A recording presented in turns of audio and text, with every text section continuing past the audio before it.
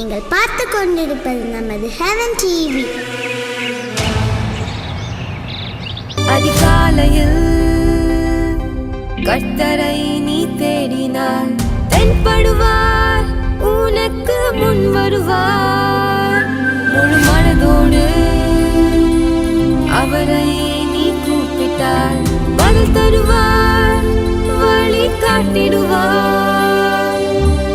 மகளிர் மன்றாட்டு ஜெப நேரம், மன்றாடி ஜெபிக்க இரு தருணம். மகளிர் மன்றாட்டு ஜெப நேரம், மன்றாடி ஜெபிக்க இரு தருணம்.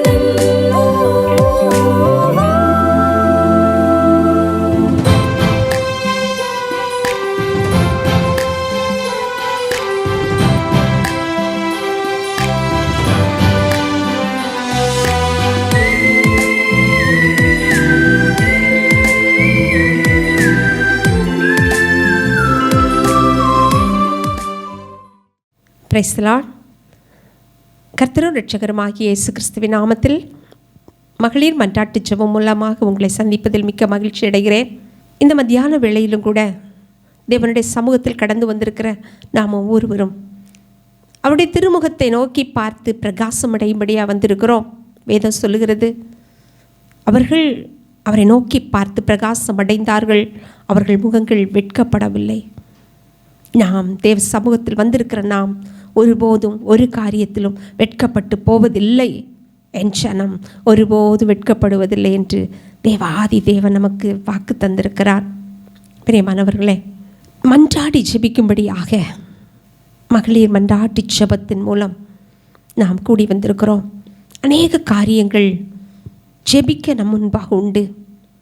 தேசத்தை குறித்து, ஊழியங்களை குறித்து, நம்முடைய சொந்த வாழ்க்கையை நினைத்து, தனி மனிதர்கள் ஆத்துமாக்கள் அழிந்து கொண்டிருக்கிறார்களே, அவர்களை நினைத்து ஜெபிக்க நம்மை சுற்றி ஏராளமான காரியங்கள் உண்டு.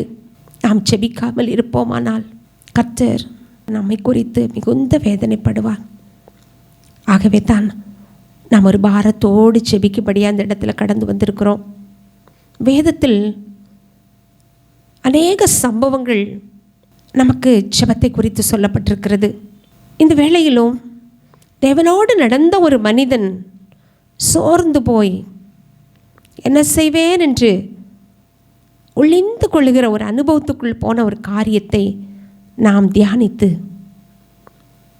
இன்றைக்கு தேசங்களும் சபைகளும் இவ்விதமாய் ஜனத்தை நெருக்குகிறதை உணர்ந்து நாம் ஜெபிக்க போகிறோம். 1 ராஜாக்கள் 19ஆம் அதிகாரம் அதனுடைய 10வது வசனத்திலிருந்து நாம் வாசிப்போமானால் ஒரு சில காரியங்களை நாம் புரிந்து கொள்ள முடியும். அதற்கு பின்பாக நாம் எல்லாரும் சேர்ந்து ஜெபிக்க போகிறோம். இந்த வேத பகுதியில் வசனங்கள் இவ்விதமாக இருக்கிறது. வேதத்தை வைத்திருக்கிறவர்கள் அதை ஓப்பன் பண்ணிக்கோங்க.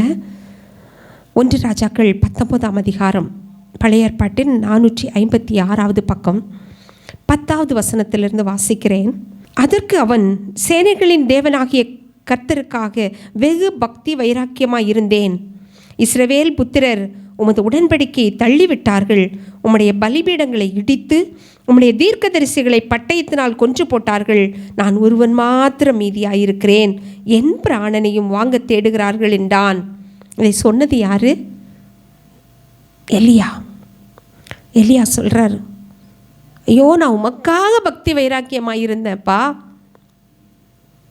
நீங்கள் என்ன சொன்னீங்களோ அதெல்லாம் செய்தேன். ஆனால் இன்றைக்கோ ஆகாப் நிமித்தம், எசபேல் நிமித்தம் நான் கொலை செய்ய துரத்தப்படுகிறேன். நான் தனித்து விடப்பட்டிருக்கிறேன். நான் ஒருவர் மாத்திரம் மீந்திருக்கிறேன். மீதி எல்லாரையும் இசபேல் கொன்று விட்டால் நான் மாத்திரம் இருக்கிறேன். நான் ஒத்தையில் என்ன பண்ண போகிறேன்? எனக்கு பயமாக இருக்கிறது என்று சொல்லி அவன் ஒளிந்து கொண்டவனாய் அவன் சொல்லுகிறான், நான் உமக்குள்ள பக்தி வைராக்கியமாக இருந்தேன், ஆனால் எல்லாவற்றையும் இழந்து இப்போ ஒரு மனிதனாய் நான் நிற்கிறேன் என்று சொல்லி அவன் வேதனையோடு கூட ஆண்டவரிடத்தில் சொல்லுகிறத பார்க்குறோம். 11வது வசனத்தை பாருங்கள். அப்பொழுது அவர், நீ வெளியே வந்து கர்த்தருக்கு முன்பாக பர்வதத்தில் நில் என்றார். கர்த்தர் அவனுடைய மன வேதனையை, அவனுடைய மனக்குழப்பத்தை, அவனுடைய சூழ்நிலையை புரிந்து கொண்டவராக அவனை அழைக்கிறார். இன்றைக்கு நம்ம வாழ்க்கையில் சில காரியங்களை நினச்சி நம்ம சோர்ந்து ஐயோ நான் தனியாக விடப்பட்டிருக்கிறேனே, இனி எனக்கு என்ன இருக்கிறது, எல்லாம் முடிந்து போயிருக்கிறதே என்று சொல்லி அங்கலாய்த்து நிற்கும் பொழுது கர்த்தர் நம்மோடு பேசுவார்.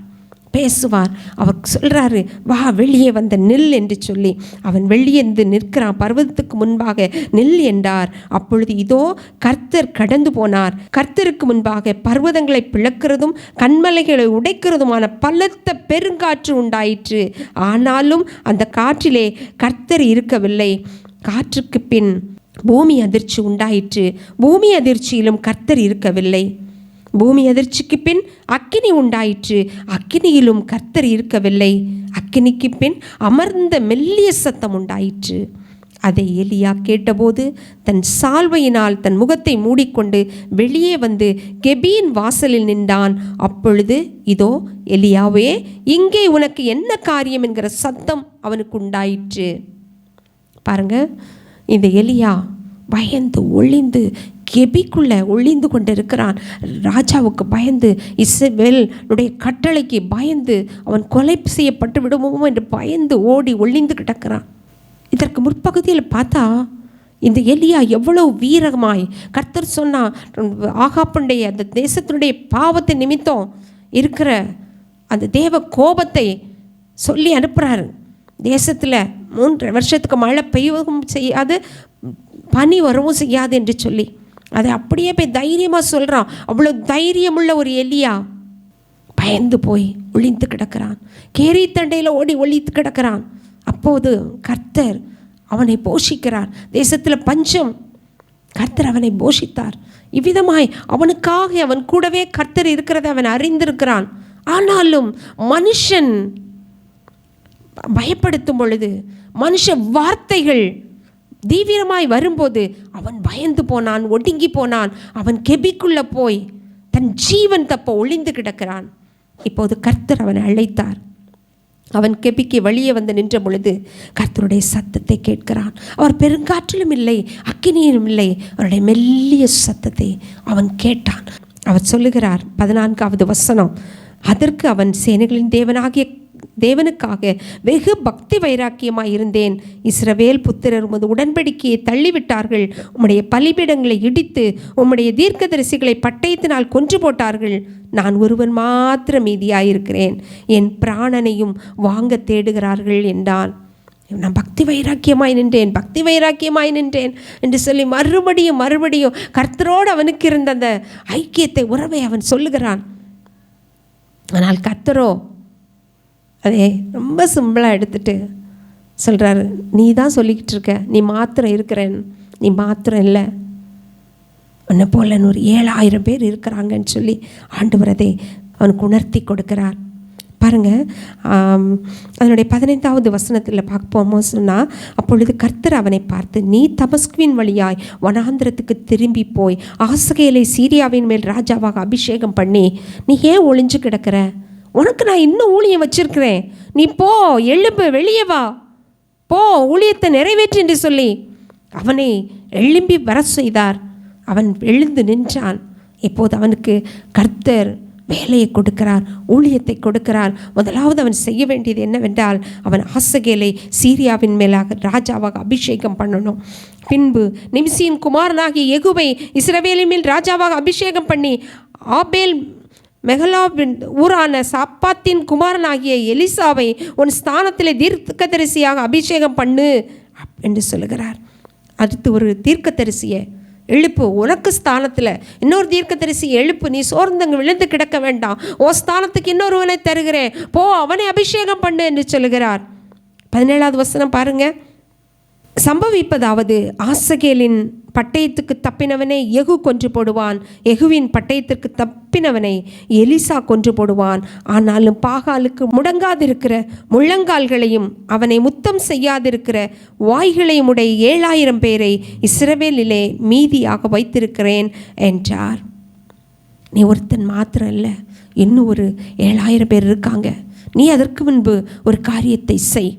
ஆசகேலை நீ சீரியாவின் மேல் ராஜாவாக்கு, நிம்சியின் குமாரனாகிய யெகூவை நீ ராஜாவாக்கு, எலியாவை உன் ஸ்தானத்துக்கு அபிஷேகம் பண்ணு என்று சொல்லி ஒரு 3 காரியத்தை அவனிடத்தில் சொல்லுகிறார். அவன் புறப்பட்டு போனான், இந்த காரியங்களை செய்து முடித்தான். பிரியமானவர்களே, இன்றைக்கும் இந்த ஜெப வேளையில் நாம் தியானித்த வேத பகுதியை நாம் உற்று பார்ப்போமானால், நம்மையும் கர்த்தர் அழைத்து இந்த பூமியில் கொண்டு வந்தார். கர்த்தரை அறிகிற அறிவை தந்தார். அந்த ரட்சிப்பின் ரகசியத்தை நாம் அறிந்து கொண்டோம். அவரோடு நடக்க நாம் பழகி கொண்டோம், ஜெபிக்க கற்றுக்கொண்டோம். ஆனாலும் பல பிரச்சனைகள் வரும் பொழுது, போராட்டங்கள் வரும் பொழுது நாம் சோர்ந்து தான் போகிறோம், விழுந்து போகிறோம், முடங்கி கிடக்கிறோம். போதும் கர்த்தாவே, நான் உம்மை நம்பி இருக்கிறேன், எனக்கோ இத்தனை பிரச்சனைகள் என்று சொல்லி எலியாவை போலவே நாம் பாடுள்ள மனிதர்கள் பதட்டப்படுகிறோம், சஞ்சலப்படுகிறோம்.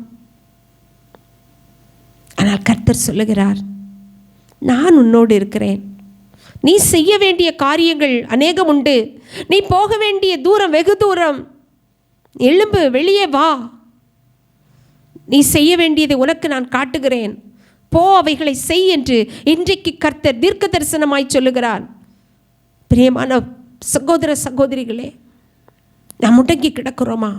பல காரியங்கள் என்னால் முடியாது என்று சொல்லி ஒடுங்கி கிடக்கிறோமா?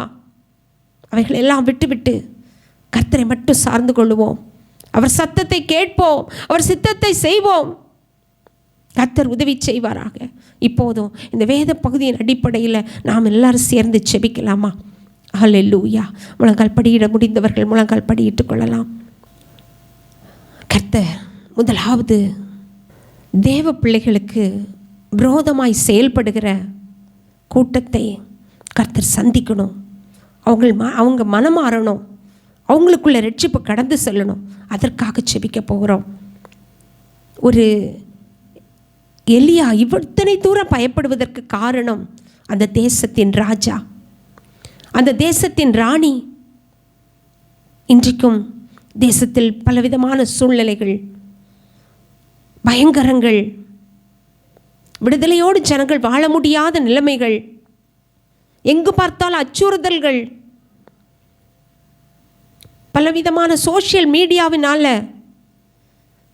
சிறு பிள்ளைகள் இருந்து வாலிப பிள்ளைகள், பெரியவர்கள், முதியவர்கள் வரையிலும் பாதிக்கப்பட்டு பலவிதமான அச்சுறுத்தல்களுக்குள்ள வாழ்ந்து கொண்டிருக்கிறார்கள். தேவ ஊழியர்கள் பலவிதமாக துன்பப்படுத்தப்பட்டு கொண்டிருக்கிறார்கள். இப்போது நாம் தேசத்துக்காக செபிக்க போகிறோம். இப்படிப்பட்ட மனிதர்களை கர்த்தர் சந்திக்கும்படியாக நாம் செபிப்போம். ஹல்லேலூயா. சேர்ந்து செபிப்போமா? ஹல்லேலூயா. எல்லாரும் கர்த்தரை துதிங்க, ஸ்தோத்திரம் பண்ணுங்க. ஆண்டவரே உமக்கு ஸ்தோத்திரம், ஸ்தோத்திரம். கர்த்தர் எங்களுக்கு தந்த தேசத்துக்காக ஸ்தோத்திரம் ஐயா, தேசத்தின் ராஜாக்களுக்காக ஸ்தோத்திரம் ஐயா. இந்த வேளையில் ஆண்டவரே ஸ்தோத்திரம் ஐயா. ஹல்லேலூயா. நாங்கள் எங்கள் தேசத்தின் நன்மைக்காக, எங்கள் தேசத்தின் விடுதலைக்காக ஜெபிக்கிறோம் ஆண்டவரே. தேசத்தில் கர்த்தர் ஆண்டவரே ஸ்தோத்திரம் ஐயா, தேவ ஜனத்துக்கு விரோத பயங்கரங்களை கர்த்தர் மாற்றும்படியாக நாங்கள் ஜெபிக்கிறோம் ஆண்டவரே. அப்படிப்பட்ட தடைகளை கொண்டு வருகிற, பிரச்சனைகளை போடுகிற எல்லா மனிதர்களை சந்திப்பீராக. கர்த்தருக்கு விரோதமாய் எழும்புகிற ஒவ்வொரு காரியத்தையும் கர்த்தர் ஆண்டவரே ஸ்தோத்திரமையா தடுத்து போடுவீராக. இயேசு கிறிஸ்துவின் நாமத்தினால ஆண்டவரே ஸ்தோத்திரம் அப்பா. ஒரு பெரிய விடுதலை உண்டாக ஜெபிக்கிறோம். ஊழியங்களுக்கு ஒரு நல்ல விடுதலை உண்டாகட்டும் ஐயா. தேவ தாசர்களுக்கு நல்ல ஒரு விடுதலை உண்டாகட்டும் ஆண்டவரே. வல்லமையோடு விடுதலையோடு தங்கள் ஊழியங்களை செய்யும்படியாய், சோர்வுகள் அகன்று தேவ பிரசன்னத்தோடு மகிமையான ஊழியங்களை செய்யும்படியாய் கர்த்தருடைய ஆவியானவர் ஒவ்வொருவரை நெருக்கி ஏவுவீராக. ஹல்லேலூயா. நாங்கள் உமக்காக பக்தி வைராக்கியமாய் இருந்தோமே, எங்கள் நிலைமை விதமாய் இருக்கிறதே என்று சொல்லி ஒடுங்கி கிடக்கிற ஒவ்வொரு தேவ ஜனமும், ஒவ்வொரு தேவ ஊழியக்காரர்களும் எழும்பும்படியாய், எழும்பி தேவனுடைய ராஜ்யத்தை கட்டும்படியாய் கர்த்தர் கிருபை செய்வீராக. அதற்கு தடையாய் நிற்கிற தடை கற்கள் உடைக்கப்பட ஜெபிக்கிறோம் அப்பா. தடை பண்ணுகிற எல்லா அந்தகார வல்லமைகள் நசரேயனாகிய இயேசுவின் நாமத்தில் அகற்றப்படுவதாக. தடை பண்ணுகிற மனிதர்கள், ராஜாக்கள், அதிகாரிகள் இயேசு கிறிஸ்துவின் நாமத்தில் சந்திக்கப்பட ஜெபிக்கிறோம் அப்பா. இயேசுவே உமக்கு ஸ்தோத்திரம். ஹல்லேலூயா, ஹல்லேலூயா. ஊழியங்களுக்கு விரோதமாய் செய்யப்படுகிற எல்லா காரியங்களையும் கர்த்தர் மாற்றி போடும்படியாய் நாங்கள் கெஞ்சுகிறோம்ப்பா. ஊழியங்கள் விடுதலையாய் நடக்கட்டும் ஆண்டவரே. ஊழியக்காரர்களுக்காய் நீர் வைத்திருக்கிற ஊழியங்களை அவர்கள் கரங்களில் எடுத்துக்கொண்டு தைரியமாய் சென்று கடமைகளை நிறைவேற்ற பலன் கொடுப்பீராக. நான் உன்னோடு இருந்து செய்யும் காரியம் பயங்கரமாய் இருக்கும் என்று சொல்லி ஒவ்வொருவரோடும் பேசுவீராக. உம்முடைய சத்தத்தை கேட்க சித்தத்தை செய்ய ஒவ்வொருவருடைய இருதயத்தின் திறங்க என்று ஜெபிக்கிறோம். கர்த்தருடைய கரத்தில் ஒப்பு கொடுக்கிறோம்ப்பா. நீங்க காரியங்களை வாய்க்க பண்ணுங்க. இயேசுவின் நாமத்தில் பிதாவே, ஆமேன், ஆமேன். அடுத்ததாக நம்முடைய தேசத்தில் பயங்கரமான அக்கிரமங்கள். அன்றைக்கு ஆகாப்பின் காலத்திலும் அப்படித்தான் இருந்தது. தேசத்தில் பயங்கர அக்கிரமங்கள், பச்சார வேசித்தனம், இச்சைகளுக்கு ஜனங்கள் அடிமைப்பட்டு கிடந்தாங்க. கர்த்தருடைய கோபம் தேசத்தின் மேல் உண்டாயிற்று. தேசத்தில் பஞ்சம், ஆடு மாடுகளுக்கு கூட இறையில்லாத அளவுக்கு கொடூரமான பஞ்சம், தொடர் பஞ்சம். இன்றைக்கும் நம்முடைய தேசத்தில் பயங்கரமான அழிவுகள், கொள்ளை நோய்கள், பஞ்சங்கள், பலவிதமான காய்ச்சல்களினால் ஜனங்கள் படுகிற பாடுகள். இப்படிப்பட்ட தேவ கோபாக்கினையிலிருந்து தப்பும்படியாய் நாம் செபிப்போமா? நம்முடைய தேசத்தில் வருகிற இந்த காரியங்கள் ஒவ்வொரு தனி மனிதனையும் பாதிக்கத்தான் செய்யும். கடந்த நாட்களில் வயநாட்டில் முண்டக்கை என்கிற கிராமத்தில் ஏற்பட்ட அந்த நிலச்சரிவு எவ்வளோ பெரிய பாதிப்பை கொண்டு வந்ததே. நாம் எல்லாரும் மீடியாஸ் மூலம் அதை பார்த்து எவ்வளவாய் வேதனைப்பட்டோம். கர்த்தருடைய கோபம் வருமானால் அதற்கு எதிர்த்து நிற்பவன் யார்? அதை தடுப்பவன் யார்? தேவ சமூகத்தில் மண்டியிட்டு ஜெபிக்கிற மனுஷனால் மாத்திரமே அது முடியும். எங்கு பார்த்தாலும் மழை வெள்ளத்தினால பயங்கர அகோரமான பாதிப்புகள், பலவிதமான வியாதிகள், புது புது வியாதிகள் தினமும் நாம் கேள்விப்படுகிறோம். இந்த சூழலில் தேசம் தப்பணும், ஒவ்வொரு மனிதரும் தப்பணும், குடும்பங்கள் காக்கப்படணும். ஜெபிப்போமா? மண்டாடி ஜெபிப்போமா? தேவ சமூகத்தில் கண்ணீரோடு கூட நம்முடைய தேசத்தில் இருக்கிற அக்கிரமங்கள் நீங்கும்படியாய், அக்கிரமங்களின் நிமித்தம் ஆமென் கர்த்தருடைய கோபம் தேசத்தில் பற்றி எரியாதபடிக்கு திறப்பில் நிற்கும்படியாய் கர்த்தர் நம்மை தெரிந்து கொண்டிருக்கிறாரே. ஜெபிக்கலாம். ஹல்லேலூயா, ஹல்லேலூயா. தகப்பனே, எங்கள் தேசத்தை நம்முடைய கரத்தில் தந்து ஜெபிக்கிறோம் அப்பா. மகா பயங்கரமான அக்கிரமங்கள் ஆண்டவரே அப்பா, பச்சார வேசித்தனத்தினாலும், வெறிகளினாலும், களியாட்டுகளினாலும், மதபேதங்களினாலும், சண்டைகளினாலும், மார்க்க பேதங்களினாலும் பிடிபட்டு கிடக்கிற எங்கள் தேசத்தை கர்த்தர் ஒரு வீசி கண்ணோக்கி பாருமப்பா. நீர் மன்னிப்பீராக என்று செபிக்கிறோம். நாங்கள் உடைய சமத்தில் மன்றாடுகிறோம். எங்கள் தேசத்தை மன்னிங்கப்பா, தேசத்தின் ஜனங்களை மன்னிங்கப்பா, எங்களை மன்னிங்க ஆண்டவரே. எல்லா குற்றங்களையும் மன்னிப்பீராக. தேசத்துக்கு சேமத்தை தாங்கப்பா.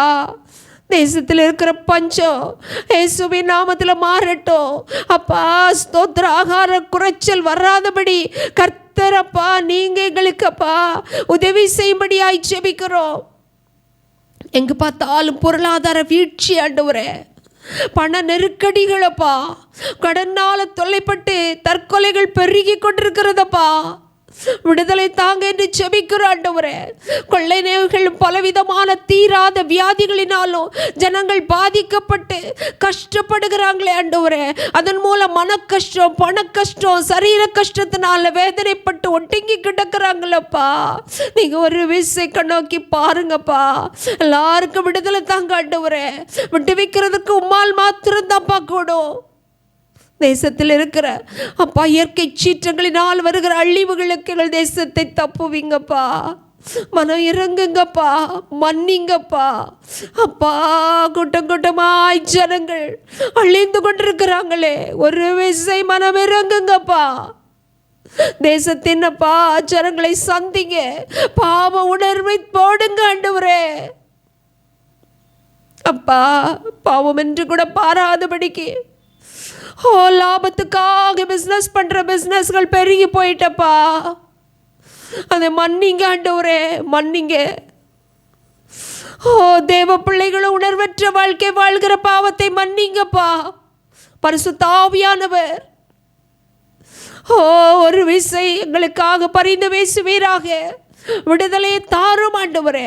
தேசத்துக்கு சேமமோ, ஒவ்வொரு தனி மனித வாழ்க்கையில் விடுதலையோ, அழிந்து கொண்டிருக்கிற ஆத்துமாக்களுக்கு பெரிய மனமாற்றமும் உண்டாக ஜெபிக்கிறோம். தேவன் ஒவ்வொருவரையும் பண்டையில் திருப்பி கொண்டு வரும். எங்களை தாழ்த்தி தருகிறோம். எங்கள் ஜெபத்துக்கு பதில் தந்து உடைய கோபம் எங்கள் மேல் பற்றி எரியாதபடிக்கு கர்த்தர் மனம் இறங்குவீராக. எங்கள் மேல் தயவு பாராட்டுவீராக. இயேசுவின் நாமத்தில் ஜெபிக்கிறோம் பிதாவே. ஆமேன், ஆமேன். அடுத்ததாக நம்முடைய குடும்பங்களுக்காக ஜெபிப்போம். நம்முடைய குடும்பங்களில் எத்தனையோ தேவைகள் நாட்களில் பார்த்தா, குடும்பங்களுக்குள்ள பிள்ளைகள்லேருந்து பெரியவர்கள் வரையிலும் சோஷியல் மீடியாவுக்குள்ள அடிமைப்பட்டு, இந்த மொபைல்னால், லேப்டாப்பில் எவ்வளவோ பாவங்கள், அதனால் குடும்பங்களுக்குள்ள சமாதானம் கெட்டு போயிருக்கிறதை பார்க்குறோம். இன்னும் விட்டு கொடுக்க மனமில்லாதபடியினால் குடும்பங்களில் சமாதானம் கெட்டு போயிருக்கிறது. அநேக குடும்பங்கள் பிரிந்து போய் கொண்டிருக்கிறது. குறிப்பாக இள வாலிபர்கள் மத்தியில் பயங்கரமான பிரிவினைகளும் முரட்டாட்டங்களும் பெருகி கொண்டிருக்கிறது. இதனால் பெற்றோருக்கு வேதனை, கண்ணீர். இன்னும் குடும்பமானவர்களும் ஒருவருக்கொருவர் விட்டு கொடுக்க முடியாமல் பிரிந்து போகிறதும், அதனால் பிள்ளைகள் பயங்கரமாக பாதிக்கப்படுறாங்க. அவர்கள் அனாதைகளைப் போல மாற்றப்படுறாங்க. இந்த சூழ்நிலைகள் மாறணும். குடும்பங்கள் நல்ல ஒரு கோவில்களாய், குடும்பங்கள் நல்ல தேவனுடைய இந்த பூமியில் பார்க்குற ஒரு பரலோக அனுபவத்துக்குள்ளே, சந்தோஷத்துக்குள்ளே கடந்து வரணும். குடும்பங்களுக்காக ஜெபிப்போம். குடும்பங்களில் முதியவர்கள் மதிக்கப்படணும். குடும்பங்களில் இருக்கிற வியாதிகள் மாறணும். பலவிதரப்பட்ட வியாதிகள், இதன் நிமித்தம் குடும்பங்களுக்குள்ள சமாதானம் இல்லை, சந்தோஷம் இல்லை, தேவைகள் அதிகமாகி போகிறது, கடன், கஷ்டம், பாரங்கள், இப்படிப்பட்ட சூழ்நிலைகள் குடும்பங்கள் அதிகமாக இந்த நாட்களில் பார்க்குறோம். நம் பாடுதான் நமக்கு பெருசு நம்ம நினைக்கிறோம்.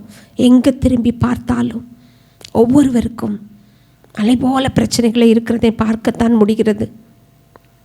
பிரியமானவர்களே, நாம் நம்மையே பார்த்து நம் பிரச்சனையே பெருசாக்கி கொண்டிருப்பதை பார்க்கிறோம். பிறருக்காக, பிரச்சனைகள் இருக்கிறவர்களுக்காக ஜெபிக்க நாம் அழைக்கப்பட்டிருக்கிறோம். இப்போதும் குடும்பங்களின் ஆசீர்வாதத்துக்காக, அதோடு நம்முடைய குடும்பத்தின் ஆசீர்வாதத்துக்காக என்ன காரியத்தை நீங்கள் முன்வைத்து ஜெபிக்க விரும்புகிறீங்களோ அந்த காரியத்தை வைத்து ஜெபிப்போம். ஹல்லேலூயா, ஹல்லேலூயா. தகப்பனே, அன்பின் தேவனே, உம்மை நன்றியோடு துதிக்கிறோம், ஸ்தோத்தரிக்கிறோம். குடும்பங்களுக்காக ஜெபிக்கிறோம் அப்பா. எல்லா குடும்பங்களின் தலைவர்களையும் உடைய கரங்களில் தந்து ஜெபிக்கிறோம் ஆண்டவரே. குடும்பத் தலைவர்களை குடும்பத்துக்கு தூண்களாய் வைப்பீராக. நல்ல சுகபல ஆரோக்கியத்தை கொடுப்பீராக. தேவன் அந்த குடும்பத்தில் அவர்கள் கையின் பிரயாசத்தை ஆசீர்வதித்து கொடுப்பீராக. அவர்களுக்கு பாக்கியம் நன்மை உண்டாயிருக்கட்டும். கையின் பிரயாசத்தை இந்த குடும்பம் சாப்பிட்டு இருக்கட்டும் அப்பா. எந்த பொற்றை பைக்கும் போடாதபடிக்கு தேவன் குடும்பங்களை ஆசீர்வதிக்கும்படியாய் ஜெபிக்கிறோம். கெட்ட பழக்க வழக்கங்களில் குடும்பத்தின் ஆசீர்வாதத்தை, குடும்பத்தினுடைய கையின் பிரயாசத்தை வீணடிக்காதபடிக்கும் ஆண்டவரே ஸ்தோத்திரம். ஆஸ்பத்திரிகளில் செலவு பண்ணி தீர்க்காதபடிக்கும் கர்த்தர் குடும்பங்களுக்குள்ள ஆண்டவரே நல்ல சுகத்தையும் பலத்தையும் நல்ல பழக்க வழக்கங்களையும் ஒழுக்கத்தையும் கொடுப்பீராக. குடும்பங்களுக்குள்ள நல்லொழுக்கம் உண்டாயிருக்கட்டும் அப்பா. சகலமும் ஒழுங்கும் கிரமமுமாய் இருக்கும்படியாய் ஜெபிக்கிறோம் அப்பா. ஒருவருக்கொருவர் கீழ்ப்படிதலோடும் ஒருவருக்கொருவர் அன்பு செய்யும்படியாக, ஒருவரை ஒருவர் மதிக்க முந்திக் கொள்ளும்படியாக தேவன் கிருபை செய்யுங்க என்று ஜெபிக்கிறோம் தகப்பனே. குடும்பங்களில் இருக்கிற எல்லாம் தாய்மாருக்காக ஜெபிக்கிறோம் ஆண்டவரே. இயேசுவே ஸ்தோத்திர. புத்தி உள்ள ஸ்திரீகளாய் அவர்கள் குடும்பத்தை கட்டக்கூடிய ஞானத்தை கொடுப்பீராக. குடும்பத்தில் ஆண்டவரே ஸ்தோத்திரமையா. ஓ ஹல்லேலூயா. திறப்பில் என்று ஜெபிக்கிறவர்களாகவும் அப்பா, குடும்பத்தை தாங்கி பிடிக்கிறவர்களாகவும் கடமைகளை நேர்த்தியாய் செய்ய பலனுள்ளவர்களாகவும் மாற்றும்படியாய் ஜெபிக்கிறேன். முதிர் வயதில் இருக்கிறவர்களை கர்த்தர் ஓ கனி கொடுத்த ஜீவியத்தில் வைப்பீராக. அவர்கள் கர்த்தருக்காக நின்று ஆண்டவரே ஸ்தோத்திரமையா திறப்பில் நிற்கிறவர்களாகவும் அப்பா குடும்பத்துக்கு ஆசீர்வாதமானவர்களுமாக மறுக்கும்படியாய் ஜெபிக்கிறேன் அப்பா. முதிர் வயதின் வியாதிகளை எல்லாம் எடுத்து போடுங்க. சிறு பிள்ளைகளுக்காக, பச்சிளம் குழந்தைகளுக்காக ஜெபிக்கிறோம். வியாதி ஒன்று பிள்ளைகளை தொடாதபடி காத்துக்கொள்ளுங்க. கீழ்ப்படிதலும் அன்பு ஐக்கியமும் பிள்ளைகளிடத்தில் காணப்படணும்ப்பா. பெற்றோருக்கு பணிந்து வளரட்டும் ஆண்டவரே.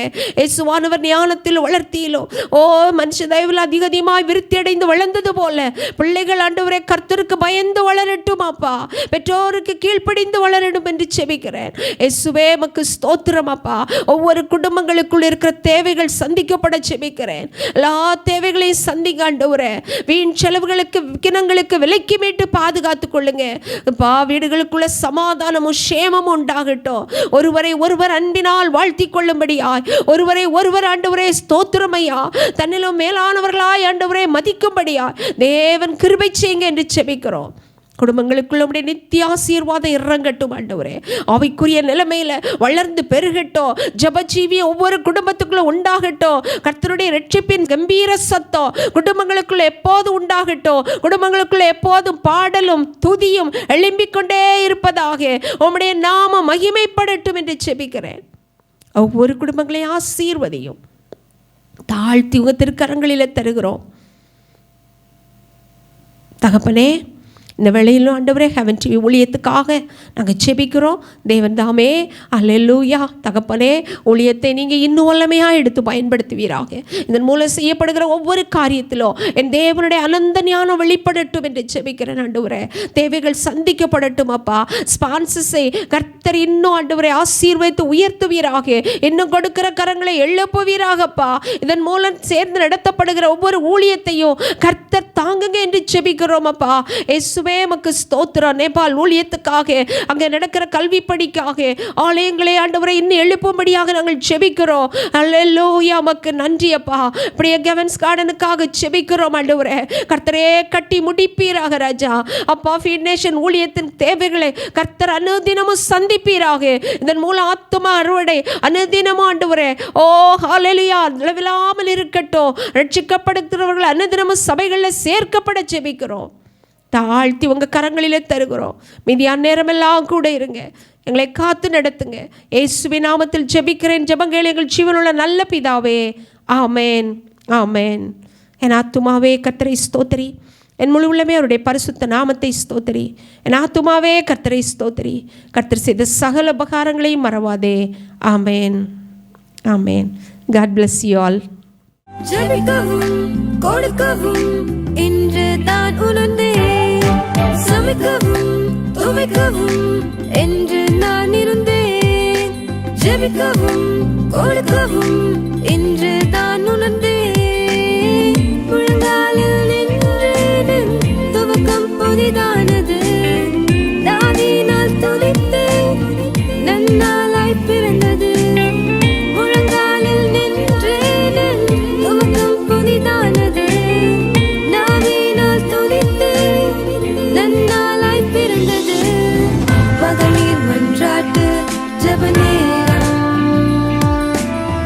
மன்றாடி ஜெபிக்க இது